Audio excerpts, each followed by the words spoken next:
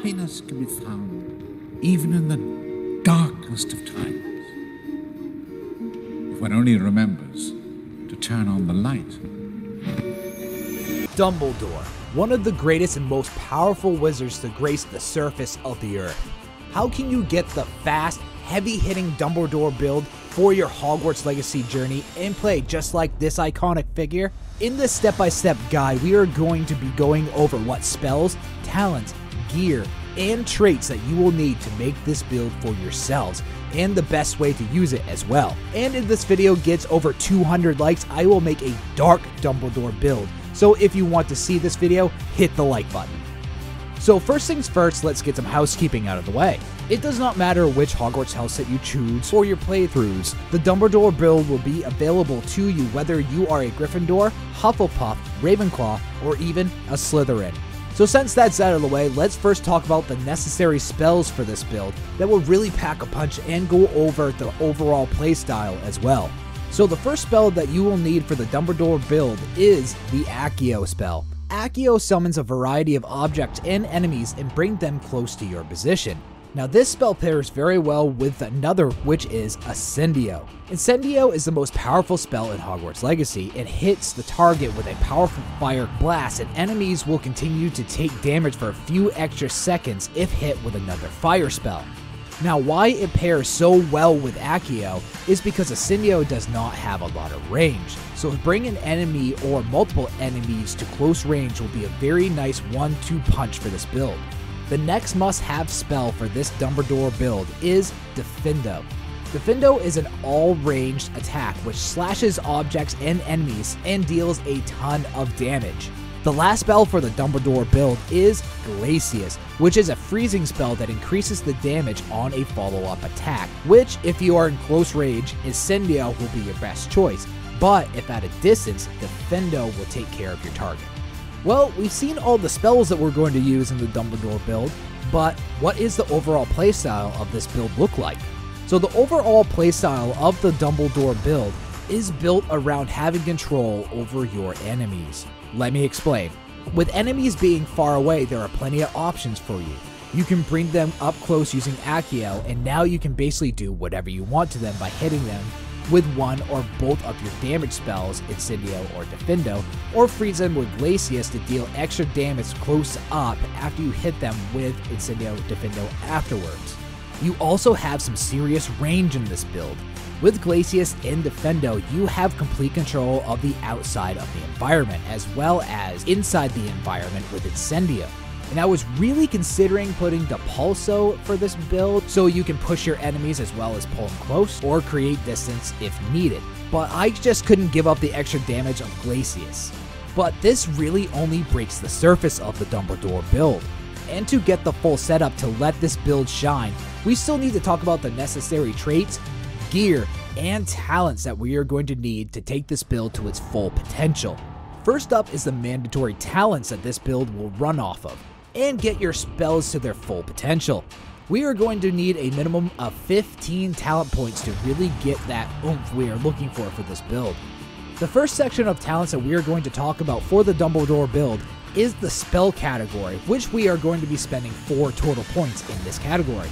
So the first talent we are going to get is at level 5, which is Defendo Mastery. Defendo Mastery, which takes your regular Defendo cast, and when it hits the first target, it sends extra slices out towards surrounding enemies. The next talent, also at level 5 in the spell category, is Incendio Mastery. Incendio takes a already heavy-hitting Incendio spell, but adds a ring of flames around you when you cast it, which can add extra damage to surrounding enemies. Also at level 5 is Accio Mastery. Accio Mastery increases the amount of enemies that will be brought to you. So instead of just bringing one enemy close to you, you will bring multiple instead. The last talent in this section that we are going to be getting is coming in at level 16, and this is Glacius Mastery. Glacius Mastery takes our regular Glacius spell that freezes enemies, but adds shards that split out from the frozen enemy and damages surrounding enemies as well. The next talent category that will bring the Dumbledore build to the next level is in the core category, in which we will be spending a total of 10 talent points. So the first talent we're going to get our hands on for the Dumbledore build is at level 5, which is Basic Cast Mastery. Basic Cast Mastery takes your basic cast and with every successful hit reduces spell cooldown, which comes in handy with this powerful build. The next talent at level 5 in the core category is Protego Absorption. Protego Absorption allows any successful Protego block increase your ancient magic meter, and a perfect Protego block will increase it even further.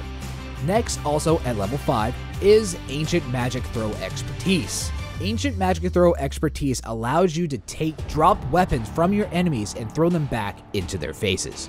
The last core talent in level 5 is what's called Swift. Swift allows you to vanish and reappear nearby by holding the dodge button. This works really well for this build because this allows you to get up close to someone if need be, or make a hasty getaway or create more distance for yourself. The next talent is in at level 5, still in the core category, which is Basic Cast Airborne Absorption.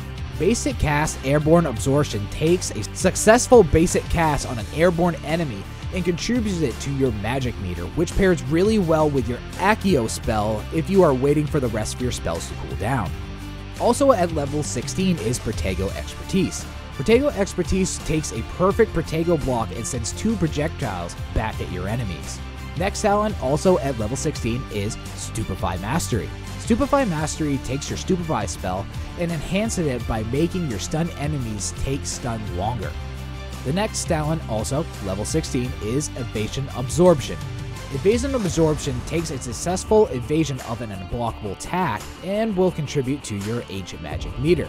If you haven't noticed already, the last few talents is really trying to raise your ancient magic meter, because, let's be honest, ancient magic hits really hard. The next talent in the core category, which is in at level 22, is Stupefy Expertise. Stupefy Expertise takes your Stupefy spell and deals direct damage to your enemies. And last in the core category, the talent that comes in at level 22 is Protego Mastery. Protego Mastery releases a heavy damage blast that can break shields when using your Protego spell. And the last category that we are only spending 1 talent point is in the Room of Requirement talent section. The talent that we are going to pick in this section is Thunderbrew Potency. Thunderbrew Potency talent takes the range and damage of your potions, which increases their effects and range greatly, which can come in handy in many long battles if need be. So now that we have all the necessary talents for the Dumbledore build, what about some certain gear traits that will boost our damage even further than we already have? And yes, we are going to go over the necessary gear shortly, but we are going to discuss the traits first in this video. So there are 6 required traits for the Dumbledore build that is going to maximize your power of this build, which are as follows.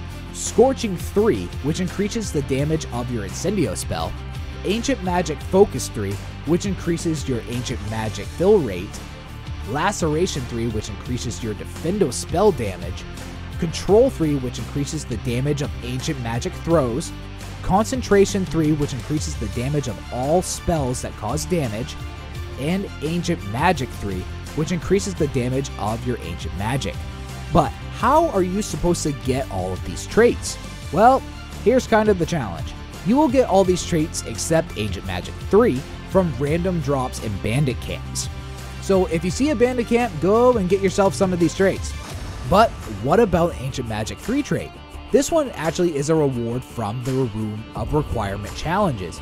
Also, a little add to this, you may also be able to craft these desired traits as well. That is, if you're having a hard time trying to find them, you can also use the Enchanted Loom, but make sure you have the recipes for these traits first.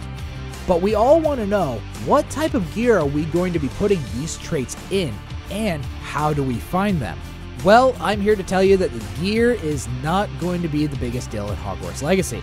From what I can tell in my experience in Hogwarts Legacy, gear does not play a big of a role in this game as compared to other RPGs. So what I suggest is to keep your eye out for legendary gear, because you will need legendary gear in all of your slots to maximize this build, because gear is great, but traits are what really are going to boost your performance in this game. And do yourselves a favor and make sure to upgrade them whenever possible to maximize your potential for this build. And also do yourself a favor and check out one of these Hogwarts Legacy videos to further help you out on your Hogwarts Legacy journeys.